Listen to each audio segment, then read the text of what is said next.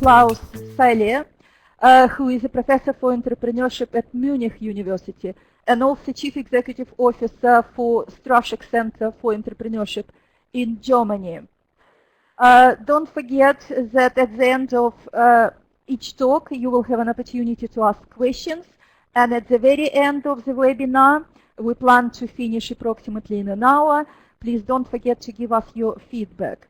So I have a great pleasure to invite Dr. Andrea Rosalind Hofer to give a first talk. Andrea, please.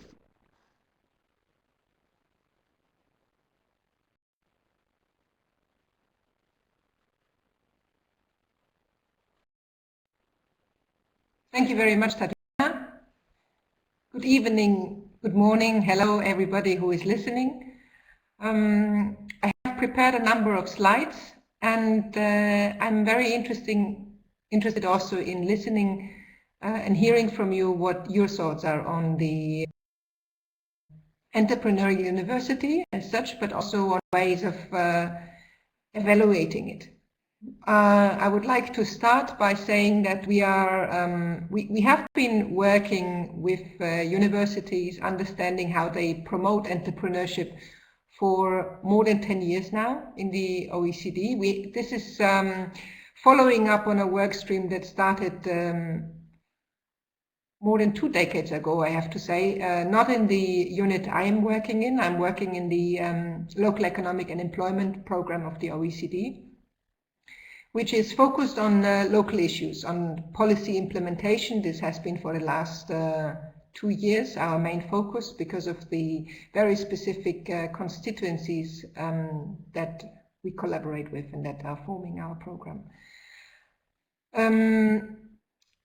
I decided to focus on the institutional context factors in entrepreneurship education because this is an area where more has been done in the past. So we know a little bit more than we know about the entrepreneurial university and its impact on very different very different contexts. And so this is the focus. But you will see that I will go also a little bit into the broader areas. Let me see where to move this here. Here we go. Okay, so that's the outline. As I said, the work has been building up in our unit, in the LEAD program, for the last 10 years, and we focused on success factors and entrepreneurship support, as perceived mainly by HEI internal stakeholders. This is due to the nature of the work we have been doing. We have been collaborating, you will see the figure in a number, with in a minute, with approximately 400 higher education institutions, mainly universities and universities of applied sciences and colleges during the last 10 years. And so we identified in a number of activities, seminars, reviews, papers, etc., these success factors. The second point in my presentation is HE Innovate, which is a guiding framework that we have been developing together with the European Commission. And there was a webinar on this already in this series, delivered by Magnus Klofsten, who is one of the experts which is involved in this. And the third point of my presentation is then, if you want, the focus of the presentation, entrepreneurship education practices and the institutional context factors that we have identified so far. And Klaus's presentation is then going more into depth. Tatiana said I'm connecting from Germany. This is not quite correct. I'm connecting from Italy. The OECD has a small office in Italy. We are around 10 people working on entrepreneurship, on social inclusion, on structural fund evaluation. This is a new area of work that we're developing with the Italian partners, and on strategic evaluation in general. Now let me start.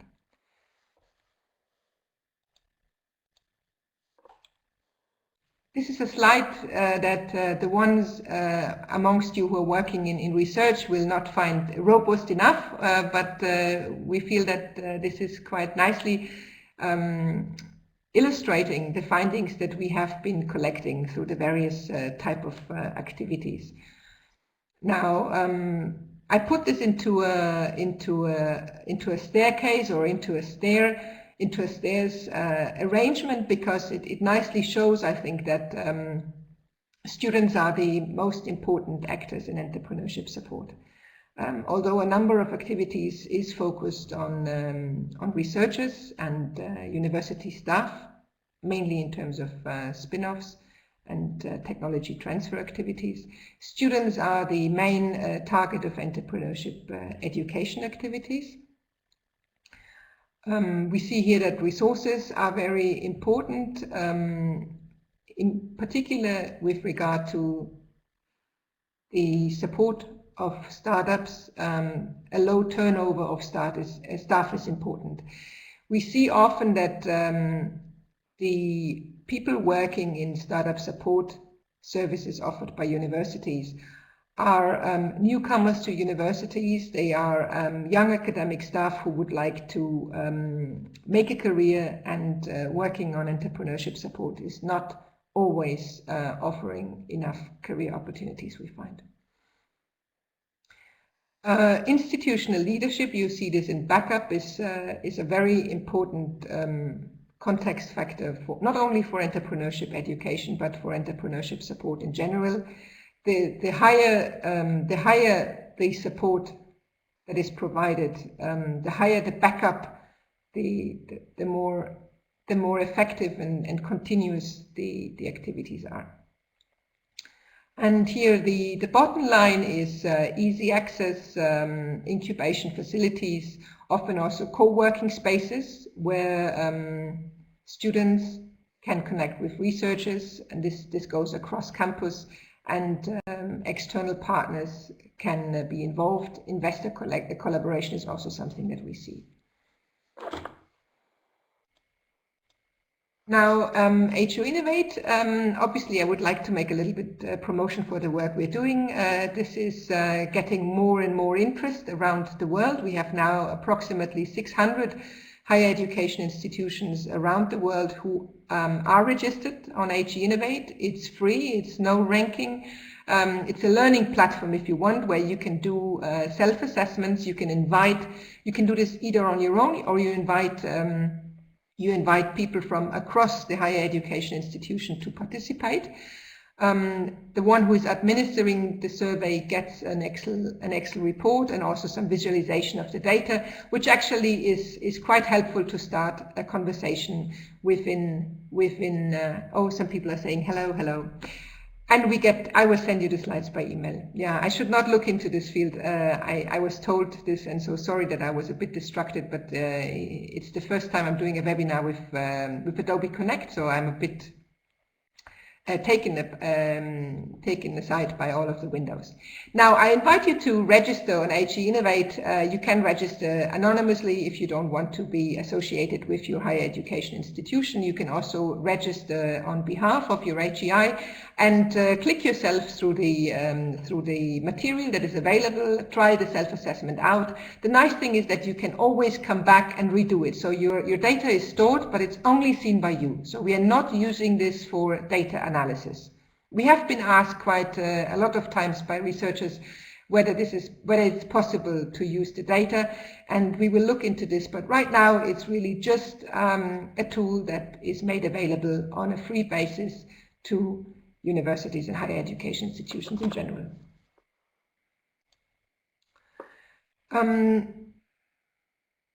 We have developed a number of activities that we offer in addition to the self-assessment.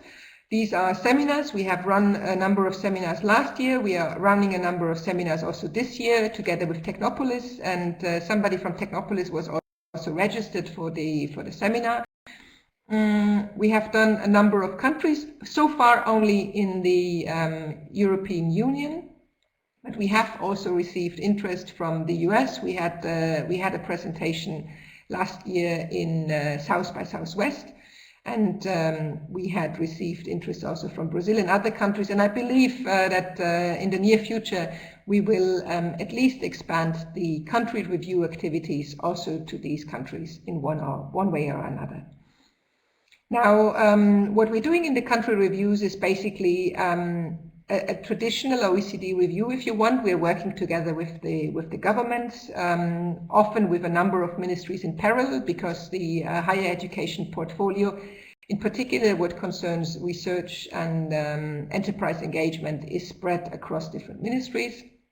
We do an in-depth analysis usually of between 5 and 8 AGIs, which we're going to visit. So they also contribute to the 400 that you have seen before in the staircase.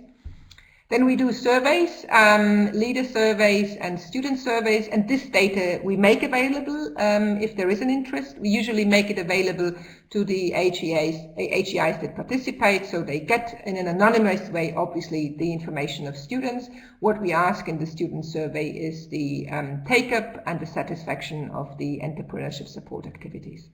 The leader survey is broader. It captures all of the 7 dimensions that we have in AG Innovate. I will not go through them, but I will mention them briefly. So we have leadership and governance, organizational capacity, teaching and learning, pathways or supporting entrepreneurs, knowledge exchange, internationalization, and measuring the impact.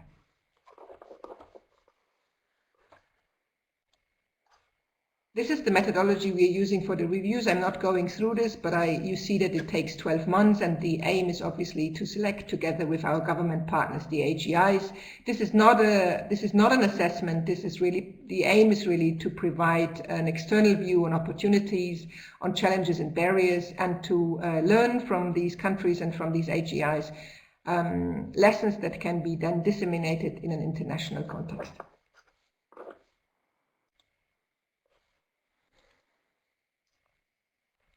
Now, I would like to share with you some of the key findings that are emerging from this, and you see the variety of countries that have been listed here.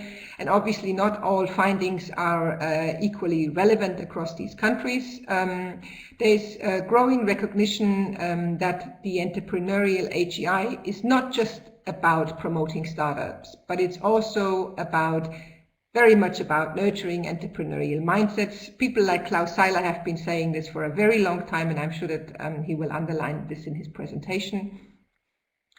And it's also very much about this strategic balancing between being locally relevant with the research activities that are undertaken and reaching global excellence in terms of being attractive to students, being attractive to researchers, and being able to accelerate in certain research areas. And this requires obviously a very strategic balancing. We are currently doing a review work in Ireland, and we have seen here that the universities and the institutes the institutes of technologies are sharing some of the main research areas, and universities are perceived as main research actors, whereas institutes of technologies have been perceived more as teaching providers. But to have a very relevant teaching environment, you also need to do research. I think this is what we can say across the higher education sector.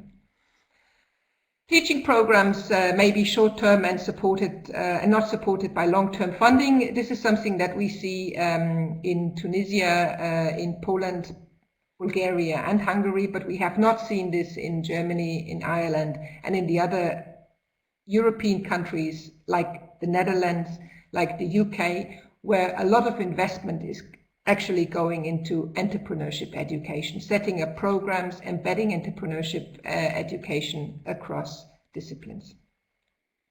Getting buy-in from higher education leaders is a challenge. We have seen this, but the current attention from public policy on promoting universities and higher education institutions as motors for entrepreneurship, for startup, and for knowledge exchange and technology transfer is helping to move the entrepreneurship agenda up.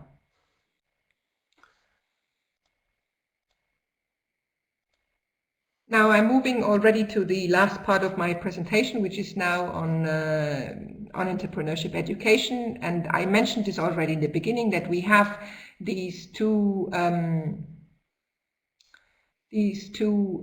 mission statements, if you want, of entrepreneurship education, or overarching objectives as they are called here on the slide.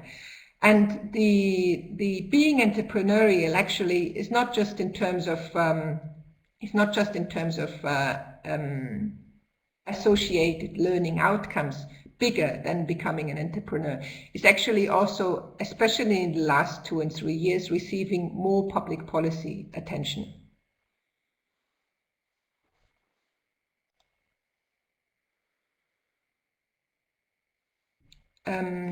Being entrepreneurial, I understand we also have participants from Pakistan and from Brazil. It would be very interesting to also hear views from countries which are outside the influence zone, but not so much influenced by the European Commission.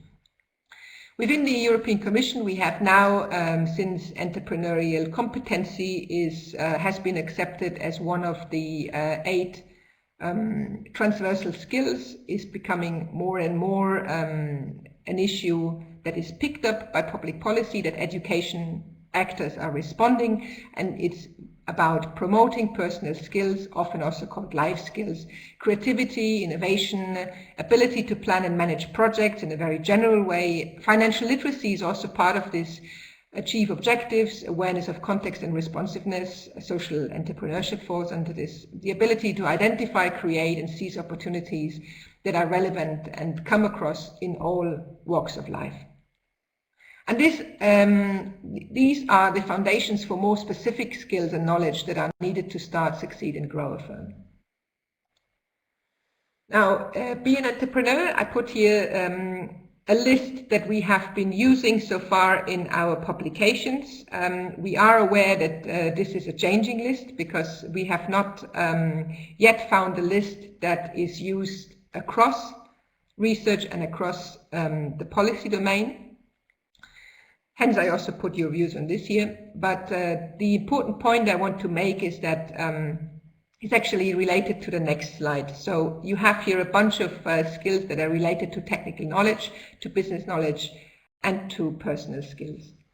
And if we look now on the next slide, this is a slide that we have been promoting in one of our recent publications on promoting entrepreneurship and entrepreneurial competences in earlier stages of education, in primary and secondary education, as well as in vocational education and training.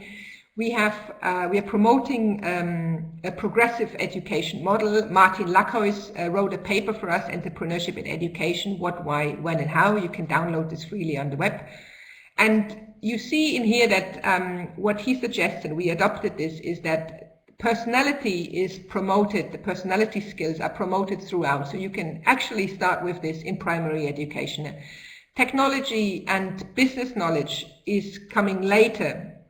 And when we talk about promoting business relevant knowledge and skills, we actually also talk about a narrow definition of an entrepreneur as somebody who sets up a business. The business or a venture that is generating new resources, that is generating also some return for the entrepreneur, as well as for society. I think that Klaus will come back to this. Now, the institutional context factors, we have been summing them up so far as it matters whether entrepreneurship education is organized in curricular versus extracurricular activities. The extracurricular activities are, if they are not rewarded with ECTS points, they might not be as attractive to a broad array of students as they would be otherwise. Timetable, it's important when these are organized, and organized in a way that it allows students from different faculties to join. Where is entrepreneurship education located? We have seen examples where entrepreneurship education is hosted in the business school. That's very, very often, still very often the case. But we have also seen where actually the location is in a place on campus which is not so attractive to reach. And this is not only for entrepreneurship education activities, but also for startup activities as such. Now, how interdisciplinary entrepreneurship education is, I said this already, and I'm sure that Klaus will also make his point on this. We still see that interdisciplinary fully interdisciplinary activities which involve students across campus. We could still see more of those. We still don't see enough, I think. Who is teaching is important. It's important. It depends who is involved in the teaching, to what extent externals are involved, how is this embedded, what career opportunities are there, teaching and training. Training and continuous professional development options are important for staff to actually engage. Teaching methods and learning environments. Here I would like to show you some of the data that we are collecting. I don't know whether you can see this. Actually, I think it's not very visible. But we are collecting information. Maybe this is the background that you're interested in. We are collecting information from higher education institutions. This is now from 20 HEIs in Bulgaria, which actually is approximately 40% of the HEI population in the country, about teaching methods. We have a list of 13 teaching methods, and we ask them to what extent are they practiced, and what incentives are there to increase the use. I'm very happy to send you an overview of the questions that we're using, and if you would like to collaborate on us with this, very welcome. And actually we match this then with a student survey in which we ask the students what should be introduced. And here you see that prototype development was more than 60% of the students asked to have, it should be introduced, and we want more of this. But this was actually not very much practiced currently by the HEIs in Bulgaria. Now, this is my last slide. Some issues for HEIs and public policy action, and obviously further research. As I said before, top management support and incentives that reach staff and students are important. The administrative barriers for interdisciplinary entrepreneurship activities, we still need to understand more. We know that time is an issue, who is organizing it, for what study levels it is organized, etc. Also, a lot can be done here in linking different HEIs if they are co-located in a city together. And I'm sure that also Klaus will say something about this. Continuous professional development and training on entrepreneurship education is very important to actually reach across campus. Alumni involvement and student-friendly advertisement, website, Facebook, etc. We see a lot moving also in this direction. Now, if you're interested in working with us, we have a small team. We are only 3 people. John Potter, senior economist, he's leading this. And then my colleague David and I, we're doing the country reviews. David is doing Poland, and myself, I have done Bulgaria, I'm doing Ireland, Hungary, and the Netherlands. Okay, I understand I have to switch off now my camera and mute my microphone, and then you can ask me some questions. Thank you very much for listening.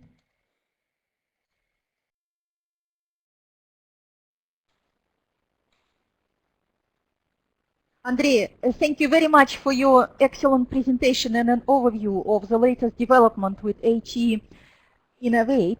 Could you switch on your camera? And we have a couple of questions.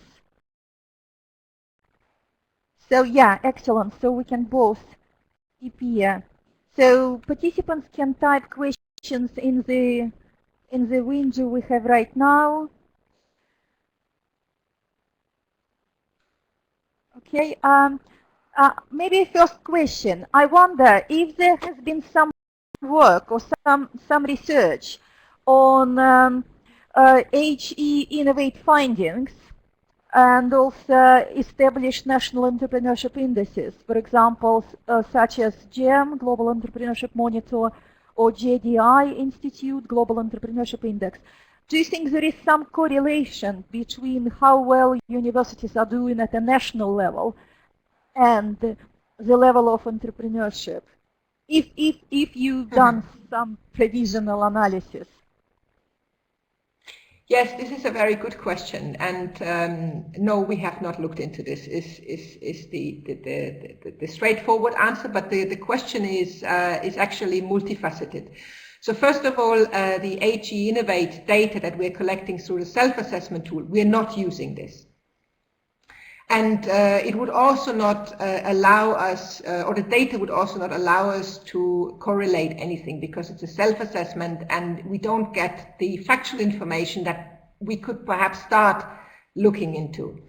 Now, we received a very interesting proposal from colleagues from the Triple Helix Association on entrepreneurial university metrics, and this is something we would like to collaborate on.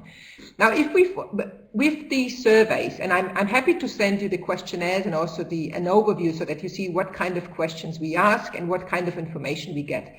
Here, I think we will be able in the future, once we build up the data set, because currently we have in the data set on leader surveys and of leader surveys, we have Bulgaria.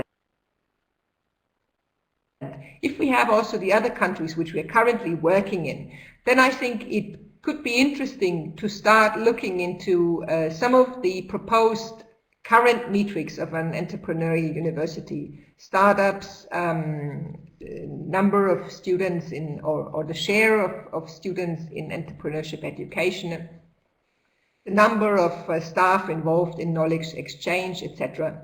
To look at to identifying some possible correlations between GEM and GD. But there's a bigger issue associated with this, I think, and it was Klaus, when I spoke to him yesterday about preparing for this session, he brought it up. We don't have yet a full understanding of what the entrepreneurial university is. We have been asked to add innovative to entrepreneurial, and this is already suggesting that the issue is much broader. We have one of the dimensions which is measuring the impact, and we started in Ireland to look into impacts of organizational capacity that tries to bring teaching and research and enterprise engagement together in terms of their impact on students, impact on firms that are collaborating with HEIs, and the local economy. This is a field, I believe, of where much more further research is needed, and we are happy happy to receive interests from you and open to collaboration.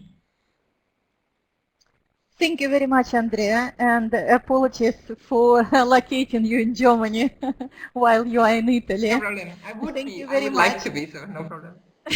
Me too. It's very rainy in the UK.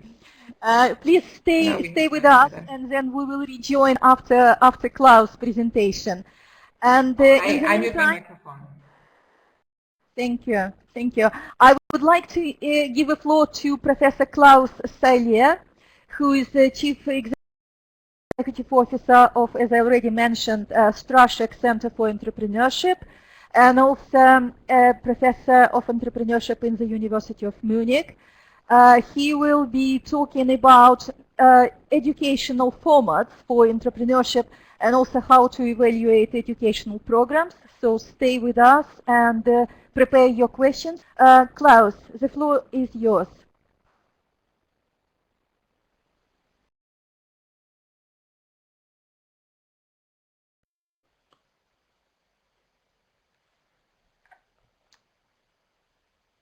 Okay, thank you, and I hope everybody can hear me.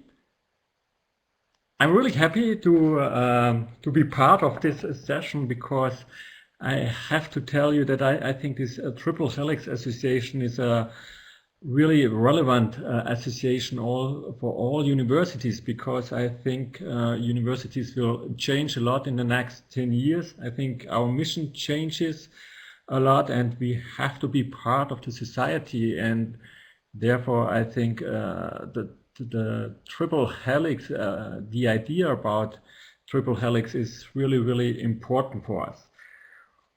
What I would like to do, I would like to give you a little view from the bottom-up approach, how to be an entrepreneurial university, because I think it always sounds, of course, easy to get such suggestions when you make some studies on like Andrea told you, and to make some suggestions how to change university. But so when you are in the on the place of university, it's sometimes really, you have to take opportunities, you have a lot of challenges to really get an entrepreneurial university.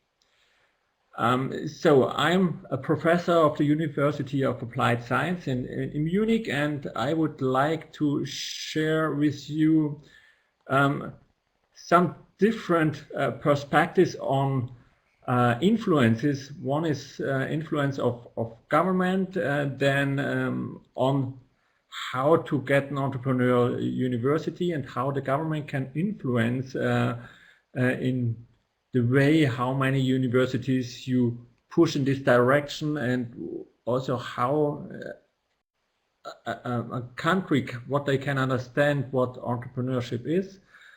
On the other side, I would like to give you some insights in education formats and how to evaluate such education programs, and what is important to know when we evaluate entrepreneurship programs. So first, let's talk a bit about our university, because I think it's important to understand afterwards some decisions we made on the way to get an entrepreneurial university. So we were founded in 1971. We have around 18,000 students now, 500 professors. We offer more than 70 courses, and we have quite a variety of faculties in engineering, business administration, social studies, and design.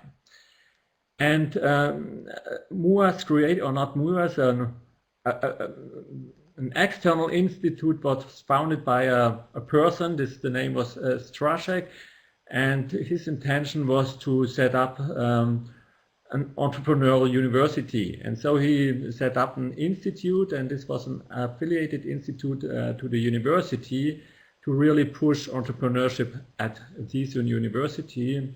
And so I'm managing this institute. On the other side, I'm also a professor at the University of Applied Science in Munich.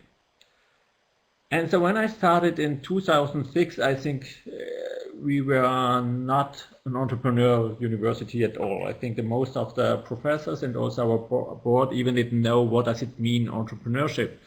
And so the question is how to start to make a university more entrepreneurial. So we started some education programs in different faculties. We also tried to motivate students perhaps to set up their own company.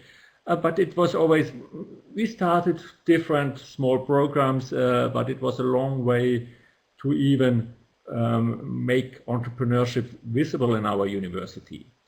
But somehow we were lucky, because in Germany the government set up a competition to foster the culture of entrepreneurship at universities. The program was called Exist, and so different universities could apply for these programs. So they had a first program already 13 years ago, but then they had a second program, a third program, and we applied to be an entrepreneurial university 5 years ago, after we had already some entrepreneurship activities. And this was a quite interesting program, because when you wanted to apply, also the board of the university had to be involved in this process in setting up a strategy. And so 60 universities applied, around 60 universities applied for being an entrepreneurial university. And even when they only chose 12 universities, all universities which applied for being one of them, they involved the board already. And so this mindset of we could be an entrepreneurial university were relevant for 60 universities. And I think the program was quite well written, and the call was quite interesting, because entrepreneurship was understood not only to set startups, but the government wanted to introduce entrepreneurial entrepreneurial universities. They wanted to set up also mindset. They pushed us to set up a good structure inside of the university, and so on. And so at the end, they chose 12 universities. And this is quite interesting. There you could see that already such a competition, and afterwards to choose the winners is already somehow a way to evaluate different programs at universities. And so you can also, as a government, you can decide what is important when you support entrepreneurial universities. We were lucky at that time, so in 2011 they chose our university, and so this Straschek Center, this is the Associated Institute, to be the entrepreneurial university, one of the entrepreneurial university, one of 3 universities in Germany to be this on, and we were successful. So this was already interesting because our board was involved, and then there was another interesting step, because the government said, oh, we have to evaluate our activities and we have to choose one of the most entrepreneurial universities in Germany, and we do a big survey, which one is the most entrepreneurial and so on. And they asked all the universities, I think they had around 200 participants of universities of applied science, but also normal universities. And what they, you can see on the second part of the slide, they had 4 criteria. One was to set up a startup culture. The other one was to raise awareness about startups at universities. The third one was to support startups, and they measured also startup activities. You can see already from this criteria what was important when they evaluated these universities, because in all criteria there was written startup. So it was not about entrepreneurial, nothing about entrepreneurial mindset, but it was more written how important are startups. And this was quite interesting. So because at the end everybody thought it's important for universities to really create a lot of startups, and this was the main measurement on that evaluation program. And so for university it was clear, when we want to also win perhaps the next program of government, we have to focus on supporting startups. I can show you a bit the results. So we were quite lucky because from all universities in Germany, we got the second place there after the technical university in Munich, and all the other universities were behind us. And for us it was great because we were the only university of applied science who could get a good ranking at this evaluation. And I show you a bit the results and the reactions of the universities afterwards. A lot of universities which were not that good ranked said we don't accept at all this evaluation because we don't believe on your measures. They were scientifically incorrect, and we think we had a bad ranking and so on, and the government got criticized a lot, and so they stopped also to make this yearly ranking there because they thought they get too many critics on that. On the other hand, for our university it was great because we got the second place, or they did it 2 times. The first time we got the first place and then the second place.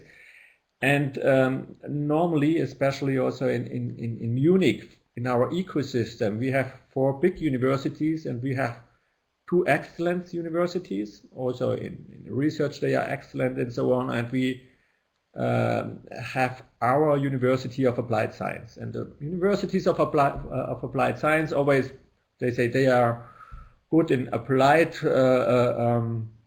topics, but not really equal ranked when we talk about research and excellence. But after that ranking, everybody in Munich and in Germany accepted us as an entrepreneurial university. And so we had a completely different standing, and it helped us a lot to be an equal partner also here in our ecosystem in Munich. And another important thing for us was that when we got ranked on this position, our board of university really thought, wow, now it's a really important strategical topic for our university. And so now the board and our president, they said, okay, we have to fix this entrepreneurship as a mission in our mission statement. And so now it's a really strategic, important field, entrepreneurship at our university. So I think this can show that the state is a really has an important function to steer somehow in which direction universities can develop and how they can set up their strategy in entrepreneurship. When we talk about entrepreneurship programs, I think Andrea showed some important factors. We have to be interdisciplinary, and we have to be more praxis orientated, and all that criteria. But we think, and there is a nice paper about that from Alain Fayol, and I show you the graph here on that slide, that I think it's really, really important before we set up a program that we think about for whom is that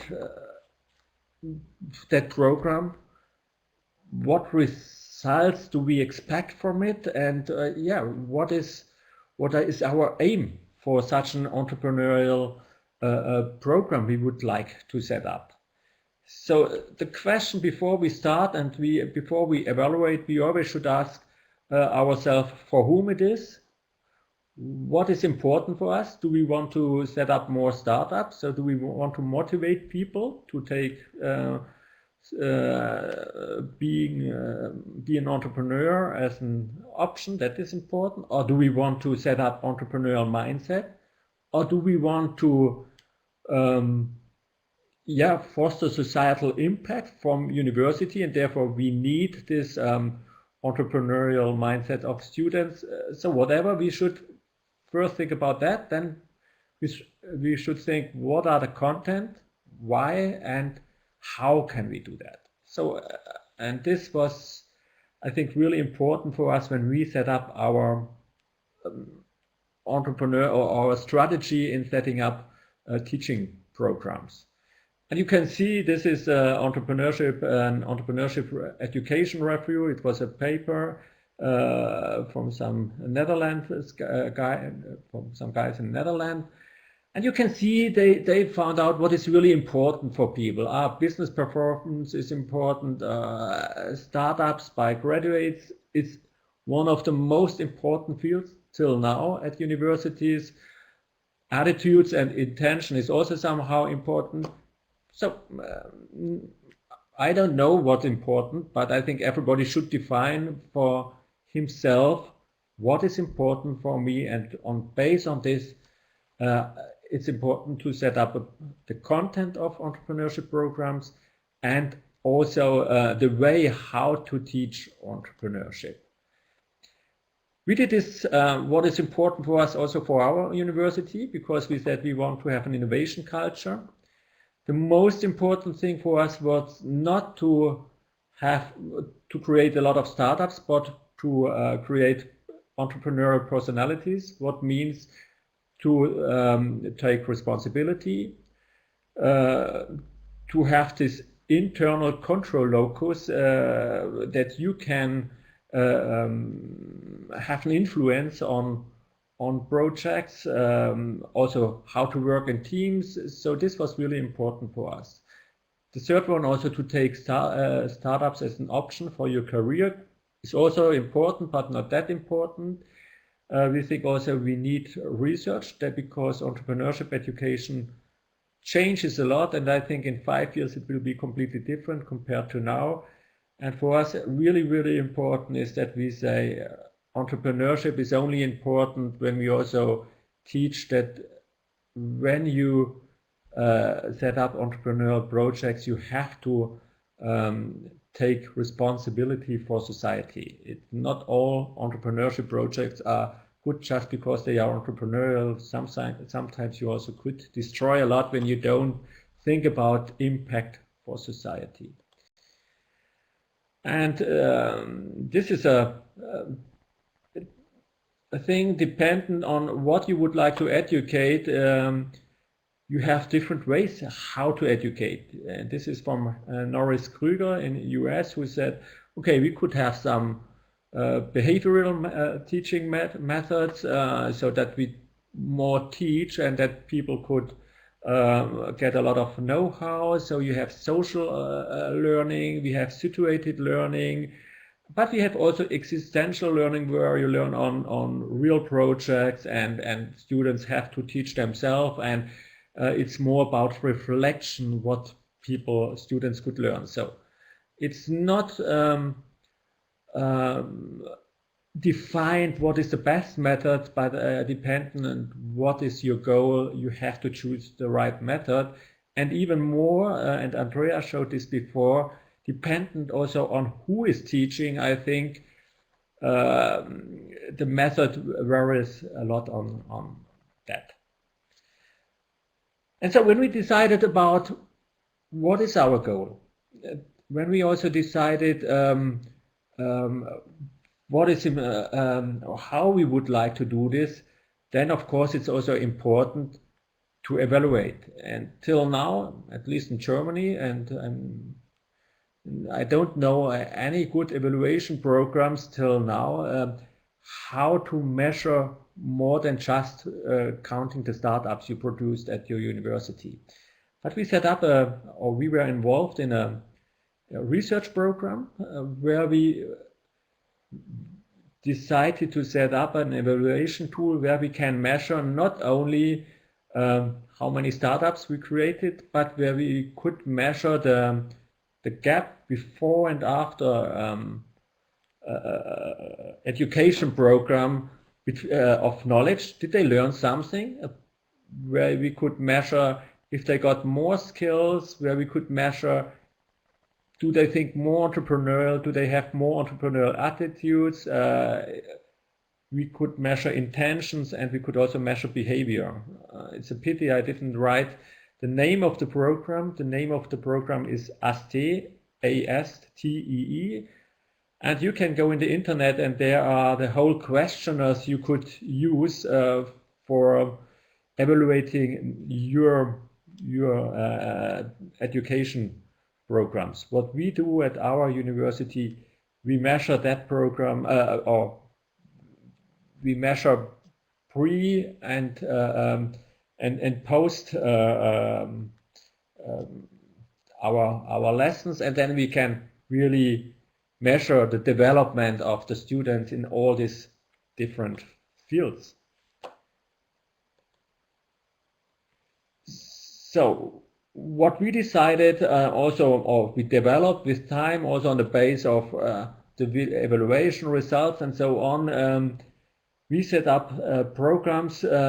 We do only program with interdisciplinary teams, so that we bring students together of at least 3 different faculties. Normally they are involved designers, they are involved business guys, but they are also involved technical guys.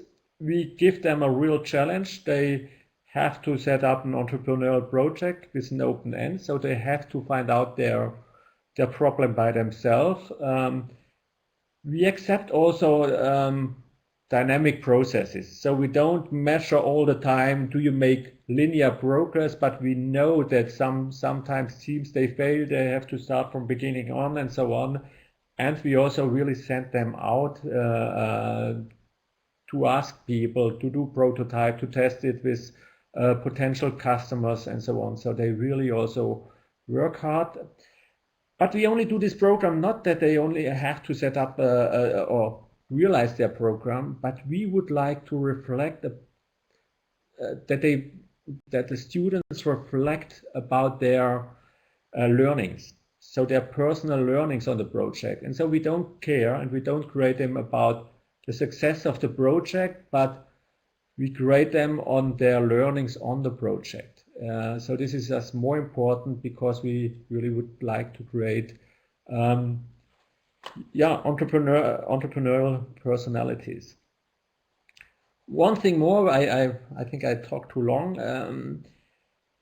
We have also some international programs, also education programs where we do with international partners, and we have one program, an international program, where we involve also industrial partners. And I think this is quite interesting because when you integrate in your education programs, industry partners, they have a big influence on the result and also on your evaluation results of students, if they like the program or not. And so what we found out, before you start a program with industry partners, you have to know the expectations of the partners, and what you also should know, or what you should do, you should teach the partners that they also really think entrepreneurial and that they support the students on that. And so what are the learnings from our side about evaluation programs and what is important for us? First, I think what's nice also when we evaluate with ST, you can compare your results on an international base, because we have results from, I think, almost all countries in Europe already with this ST program. Then the next thing is pre and post evaluation really shows the influence of your education program, because you can measure the gap. And we even do more, we make a longitudinal study, because often you find out after 1 year after your education programs, you have a bigger influence on the students than directly after the program. When you involve partners, it's really a learning. You have not to give people a task from industry or to do a program where the industry partner know already the results he would like to have. But it should be always an entrepreneurial program, and the external partners have to think entrepreneurial, otherwise you destroy your education program. Because most of the time entrepreneurial students are more entrepreneurial than external partners. So what we do most of the times when we do programs with industry, we first teach the company, and afterwards we involve them in our program. So let's conclude. I think government and industry partners, they can really help university to be entrepreneurial. On the other hand, I think each university have to know that this influence can help the university to be more entrepreneurial, or it can also hinder when you have the wrong partners, or when you follow the wrong evaluation criteria, for example, of a government, just to set up only startups. So you have to be aware what you do, and you have to define your own strategy for your university. So now I think we can start discussion. Thank you.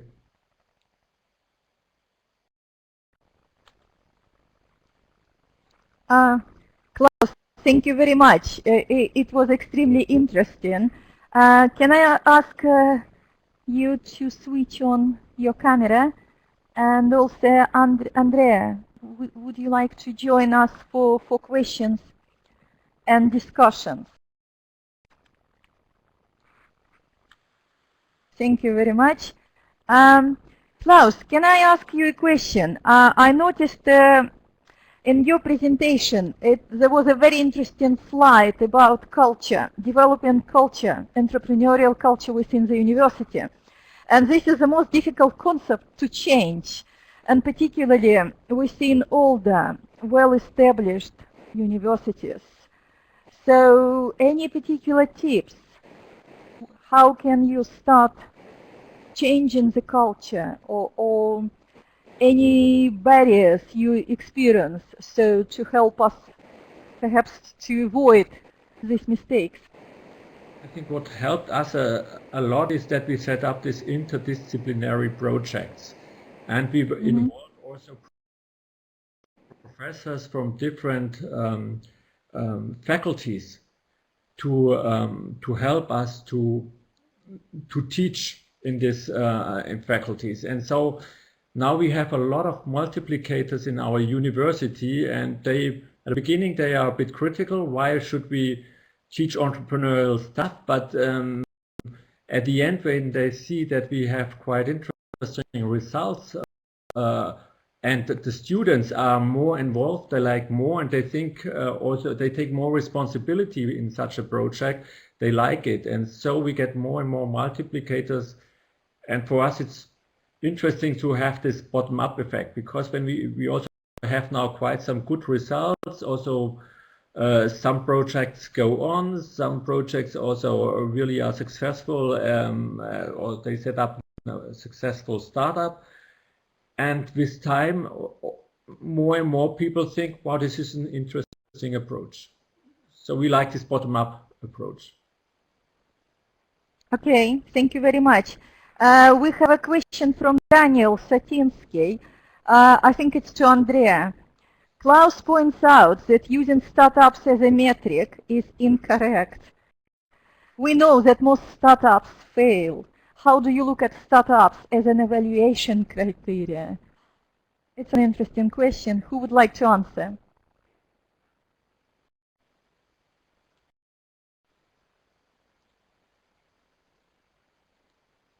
So I can answer for that. Your mics and okay, thank you, Claire. Both of you, Daniel is asking. Okay. So I think it's a metric that is not capturing everything. I think we cannot exclude it, but it's not capturing everything. If you look only at the number of startups that are known to a university and the number of startups that are founded by people who are alumni of this university, there's a big gap in between. So part of your question was also that most startups fail. I think we also have not enough data about this, which are the startups that fail, which is the relationship, I think, a startup and a firm establish with a university. We don't have enough information of universities as long-term innovation partners of firms, the characteristics of firms who turn to universities as knowledge partners. Part of your question was also what we should then take into consideration for evaluating the impact of an entrepreneurial university. And I would like to connect in my answer also to the point that Klaus made before. Or no, I think somebody else asked this question. I think it was Tatiana, you brought it up. You may have seen it in a list.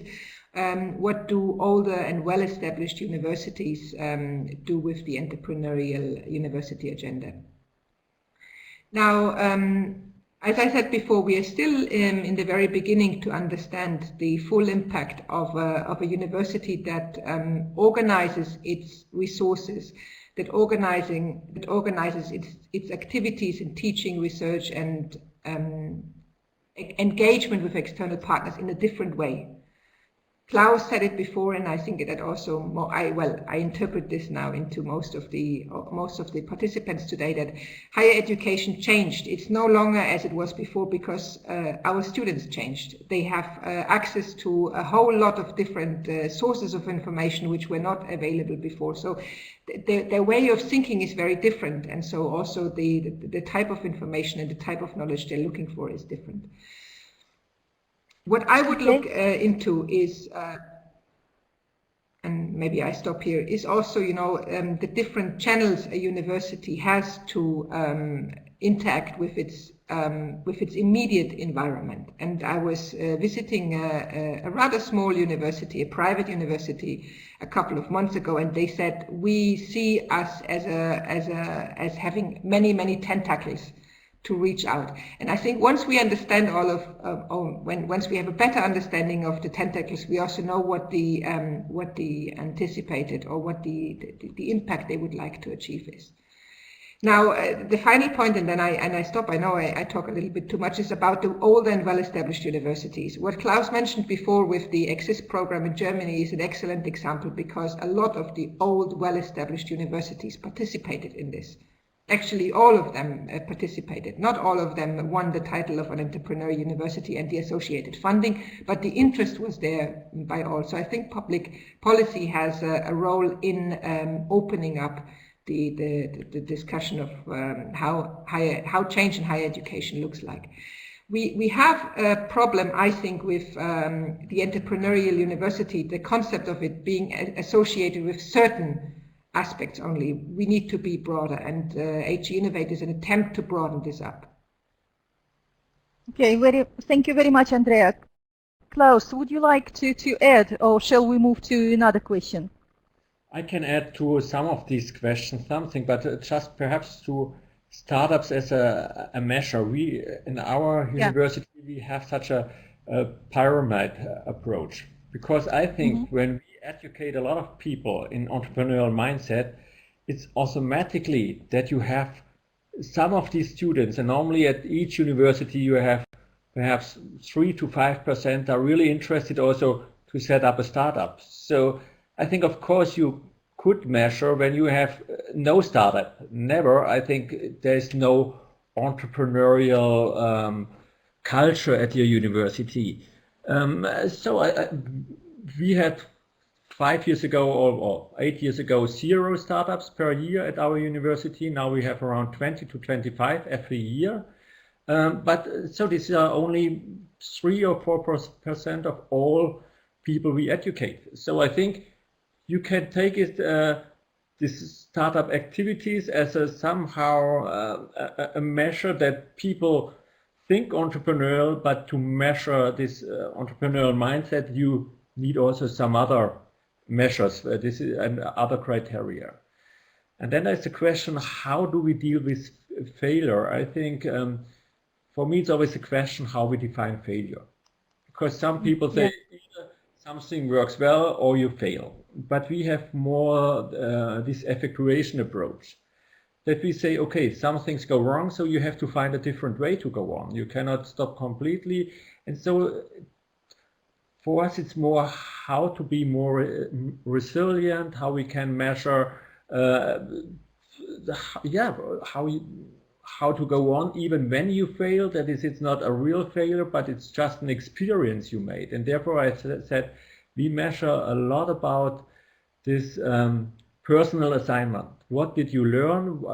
What was your experience? And how can you take takeaways from your experience during a lesson? Because then you don't concentrate anymore on failure, but you can concentrate on the learnings and experience you made on that. Okay. Yeah, thank you. Just another question, I think, from the same sort of context about measurements. Zolt from Pécs University from Hungary is asking whether the formation of a multidisciplinary or a multi-sectoral entrepreneurship community of practice is a measurable indicator of educational impact. I think the answer is in the question, but it would be good if you could elaborate. It's one of the indicators, I guess, what Zolt proposes. Can we take this formation or these communities of practice as an indicator of entrepreneurial impact or educational impact?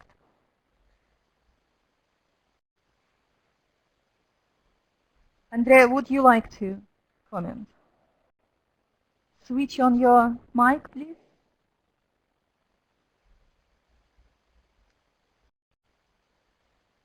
Can you hear me now? Yes. Yeah, now I think you can hear me. I was blue. Okay, yes, I saw the question a bit before, and my first reaction was also, yes, this is an indicator of educational impact. But I think we are here one stage before, because actually we are, it's about the organization of entrepreneurship or education that we have here, which it depends, you know, once you have a multidisciplinary approach to it, you can also then, I mean, how to best put it. So I would say it's an indicator of that the organization of entrepreneurship education is changing towards more multidisciplinary activities, which actually make full or better use of the different knowledge and the different epistemic communities you have in a university or in a higher education institution. Now, by saying this, I also realized that when you also look into the concept of epistemic community, where you have people from the same disciplinary sharing information freely, and that mainly engineers are using this to feed external information into innovation activities. Then when you move to communities of practice, I think, Tatiana, you said this, this is actually a different way of sharing knowledge and of making knowledge which is produced partly in universities and partly also in collaboration with externals available to innovation activities that may go on within or mostly, I would say, outside universities. So this is important and interesting, Kia from Petch. I hope that most of you will get in touch with me and with Klaus afterwards, but I would like to follow this up earlier, I think later. I think this was good. It triggered some thinking on my side. Okay, thank you very much. Now we have two questions, and I will try to merge them. One is about entrepreneurial academics. So I think there is some hidden sense here. Can we have entrepreneurial universities without entrepreneurial academics?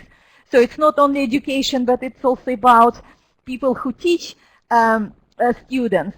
And a similar question from Maria Laura. How can we reward and motivate professors to engage in entrepreneurship education? So kind of two sides of a similar question. Perhaps I try to answer. Thank you. So what I think, till now we had a lot of universities without entrepreneurial academics. But I think and it worked out. And we have a lot of research universities, and I think they do an important job.